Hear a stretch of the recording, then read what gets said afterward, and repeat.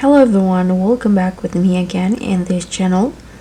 So here on today's tutorial, I'm going to show you how you can catch this solar flare koi in Fish 8 Roblox. So the solar flare koi is a legendary catch.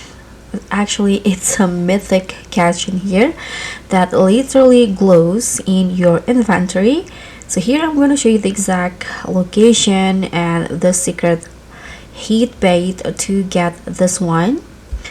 So as you know that you need to finish your fish index to be able to unlock the new area.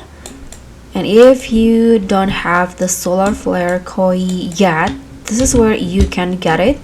In the Park Cove, you just need to go inside and head to the back right here. So this is where I got the solar flare koi mythic fish.